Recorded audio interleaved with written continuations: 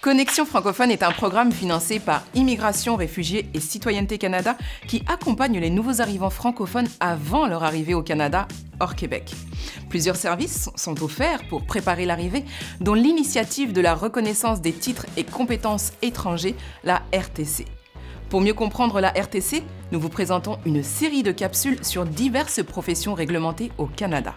Elles vous permettront de mieux comprendre la reconnaissance des titres, mais aussi de trouver l'information sur comment entamer les démarches pour une intégration réussie. On en parle tout de suite avec nos invités. Aujourd'hui, on parle de la reconnaissance des titres pour devenir infirmier ou infirmière au Canada. Et pour cela, nous recevons M. Talel Chargui, conseiller service à la clientèle pour le programme Prédépart Connexion francophone. Et pour témoigner de son parcours, M. Orly Tsakem Tienche, qui nous rejoint depuis l'Allemagne. Monsieur Orly, vous travaillez comme infirmier en soins mentaux en Allemagne. Votre arrivée est prévue au Canada dans quelques semaines et vous nous parlerez dans un instant de votre processus de reconnaissance de vos titres de compétences étrangers. Alors, merci à tous les deux de vous joindre à nous. Sans plus tarder, Talel, pourquoi, quand on s'installe au Canada, qu'on veut devenir infirmier, continuer à exercer son métier, pourquoi c'est important de passer par ce processus de reconnaissance des titres ? Oui, merci Mathilde. Il est très important de se faire reconnaître ses compétences et ses titres ici au Canada en tant qu'infirmière et infirmier parce que la profession est réglementée au Canada. Donc, avant d'exercer, il faut avoir l'accréditation. Et ça va permettre aux nouveaux arrivants de continuer à travailler dans son domaine d'expérience et d'expertise et rester dans sa zone de confort. Il va permettre aussi à la province où ce dernier va s'installer de bénéficier de cette longue expérience en tant qu'infirmier ou infirmière. Donc, c'est bénéfique aux deux parties. Oui, ça va permettre aussi de beaucoup contribuer, surtout dans le secteur de la santé. Justement, quand on se décide, par où on commence pour faire ces démarches de reconnaissance des titres ? Parfait. Donc, avant de citer les étapes ou par où commencer, on va mentionner qu'il y a trois catégories d'infirmiers et infirmières au Canada ici. On a tout d'abord les infirmiers et infirmières auxiliaires autorisés qui peuvent exercer et travailler avec des patients dans tous les milieux cliniques, mais leur champ d'exercice est plus limité que les infirmiers autorisés. On a ensuite les infirmiers et infirmières autorisés qui, eux, ont un champ d'exercice plus large, qui peuvent travailler avec des patients dans tous les milieux cliniques pour les aider. Et en troisième catégorie, on a les infirmiers et infirmières psychiatriques, donc qui travaillent avec des personnes qui ont des besoins complexes en matière de problématiques psychiatriques et mentales. Donc, il est très important de mettre l'accent sur les trois catégories. Et pour le commencement, il faut tout d'abord aller chercher l'information parce que une majeure partie de ce processus est la réussite de reconnaître ces titres et d'avoir la bonne information. Donc, il faut aller s'informer et il faut commencer à créer son compte sur le site de l'organisme qui va faire l'évaluation des titres de compétences. C'est le SNEI, le Service national d'évaluation infirmière, et payer les frais. Après, soumettre tous les documents requis selon la méthode exigée. Une fois tous les documents reçus et acceptés, le dossier passe à l'étape d'évaluation et après ça, le CNEI va émettre un rapport qui décrit le résultat du traitement de dossier. Une fois que l'organisme détermine que vous êtes admissible en tant que candidat pour exercer comme infirmier ou infirmière, là, il peut vous demander de compléter certains cours. Donc, le candidat va suivre ses cours auprès d'une université. Sinon, ils vont vous dire que c'est bon, vous êtes accrédité et vous pouvez exercer en tant qu'infirmière et infirmier au Canada. Très bien. Justement, donc, on commence par s'informer. Il y a tout un processus, on l'entend selon les catégories. C'est vraiment important de savoir qu'il y a différentes catégories. Oui. Orly, j'ai envie qu'on s'intéresse vraiment à votre expérience. À quel moment D'accord. vous vous êtes dit que c'était important de se lancer dans ce processus de reconnaissance de vos titres? Alors, une fois qu'avec mon épouse, nous avons pris la décision de nous installer au Canada, il fallait bien que je puisse arriver, trouver un boulot qui s'allie avec mes compétences actuelles. Donc, je me suis dit, fallait que j'entreprenne les mesures avant d'y arriver. Ça devait me permettre ainsi d'arriver, de me plonger directement dans le bain du monde de l'emploi. Donc, du coup, j'ai commencé d'abord par chercher l'information, comme M. Tadel l'a dit. Qu'est-ce qu'il faut pour pouvoir exercer en tant qu'infirmier au Canada? Donc, une fois que je suis allé sur Internet, j'ai pu avoir ces informations-là et je ne sais pas si je devrais déjà développer, mais le premier point, en fait, c'est de pouvoir faire une équivalence de ton diplôme. Parce qu'il faudrait savoir qu'au Canada, le diplôme d'infirmier est une sorte de baccalauréat, chose qui est différente de l'Allemagne d'où je viens. Donc, il fallait que j'essaie de trouver une équivalence de mon diplôme ici en Allemagne qui épouserait celui du Canada, chose qui a été faite. Et après, maintenant, il fallait contacter les organismes en charge de la reconnaissance de ce diplôme-là. Talel, vous l'avez mentionné, ça dépend de chaque individu, donc il faut vraiment se renseigner. Mais en général, quels sont les types d'exigences auxquelles les personnes doivent répondre pour passer à travers ce processus? Tout d'abord, il faut envoyer sa preuve d'identité à l'organisme de réglementation et puis avoir son diplôme d'études et de qualification professionnelle en tant qu'infirmier ou infirmière avec le CV pour démontrer l'expérience. Aussi, il faut transmettre un rapport de casier judiciaire à l'organisme de réglementation et avoir aussi un test qui prouve les compétences linguistiques en français et en anglais aussi. Très bien. Orly, quant à vous, dans ce processus à date, déjà, où est-ce que vous en êtes en ce moment? J'ai reçu, oui, l'équivalence des diplômes et je suis en attente de la reconnaissance de mon diplôme. D'accord, Donc voilà où j'en suis rendu. très bien. Et ça a été quoi jusqu'ici les défis peut-être et puis les manières dont vous avez trouvé des solutions pour passer à travers ce processus? Les défis pour moi, déjà dans un premier temps, c'était la barrière linguistique. Euh, Parce qu'il faudrait savoir que lorsque vous allez pour une reconnaissance de votre diplôme, les organismes communiquent entre elles, tout comme les écoles communiquent avec l'organisme de reconnaissance des diplômes, ce qui rendrait la tâche un peu difficile et ce qui jusqu'aujourd'hui reste un défi, pour moi, un défi majeur et qui, entre guillemets, entrave ma procédure de reconnaissance de mon diplôme. Orly, est-ce que vous pourriez nous parler de votre processus de reconnaissance de vos titres et compétences étrangers? Comment ça a débuté? Et puis les différentes étapes et où est-ce que vous en êtes aujourd'hui?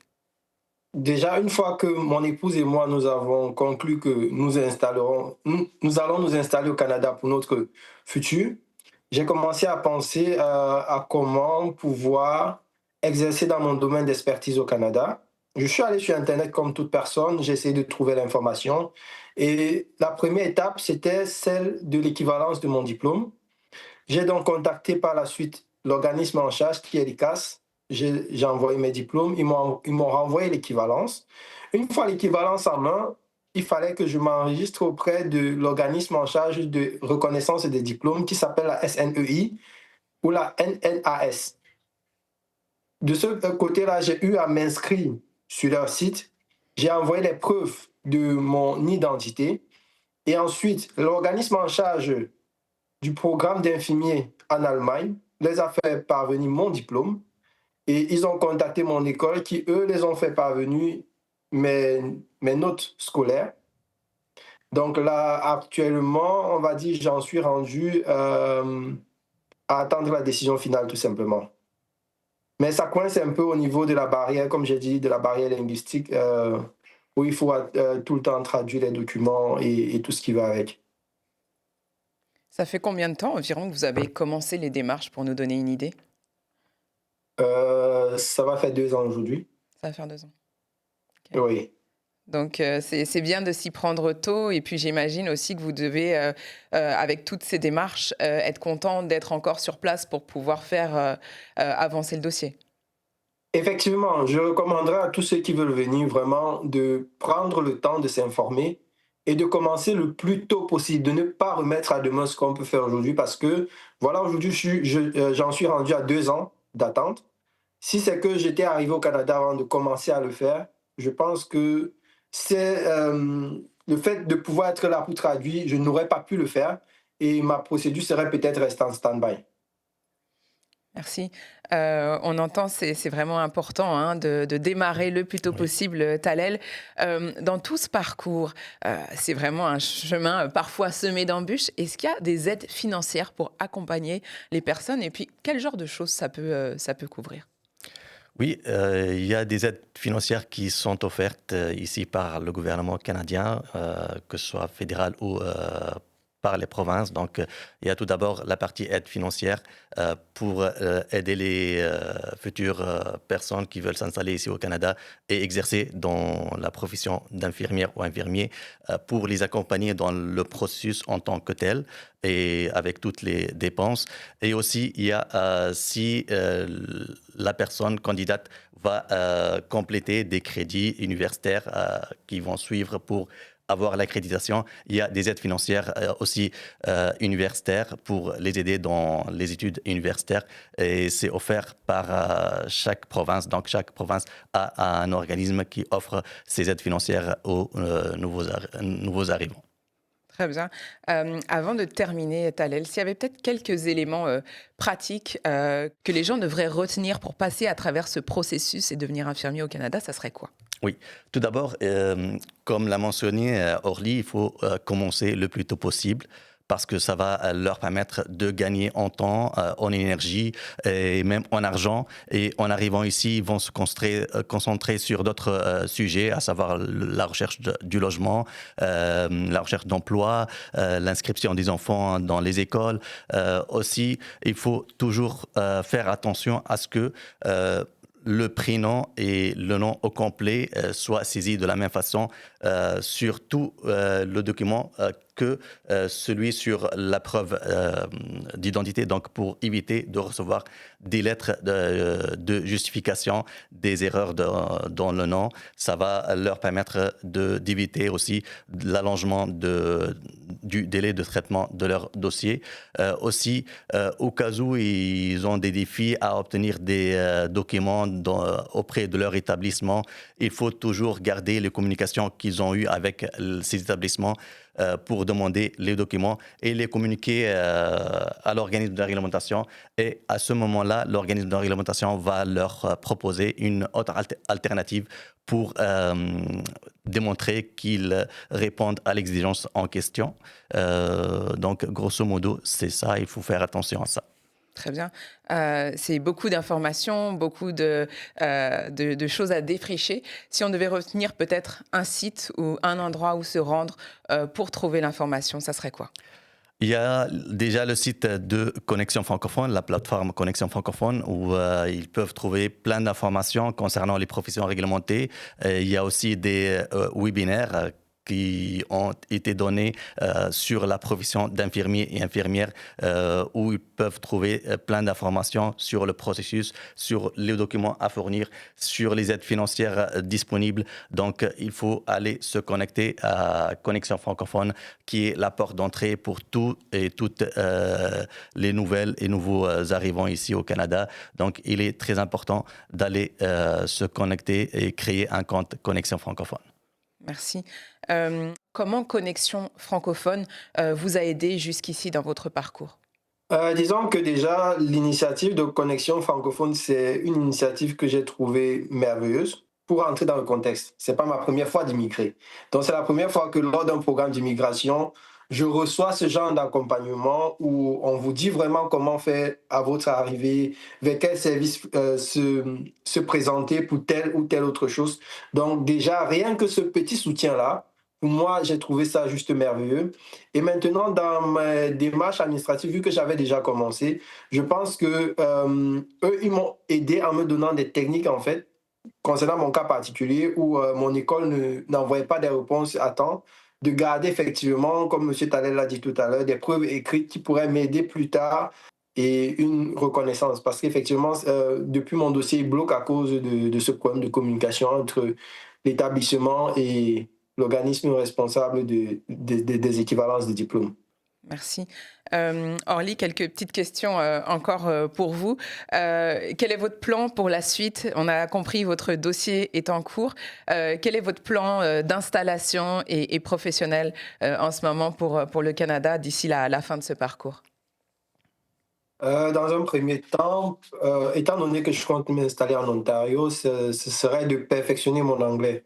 Donc, le premier pas pour moi serait de perfectionner mon anglais et ensuite, une fois la réponse de l'ordre tombée, essayer de trouver un centre de santé où je pourrais continuer à exercer ma profession d'infirmier tout simplement. Est-ce qu'il y aurait autre chose que vous souhaiteriez ajouter pour les gens qui nous suivent et puis qui vont passer à travers ce processus ou qui veulent devenir infirmiers au Canada?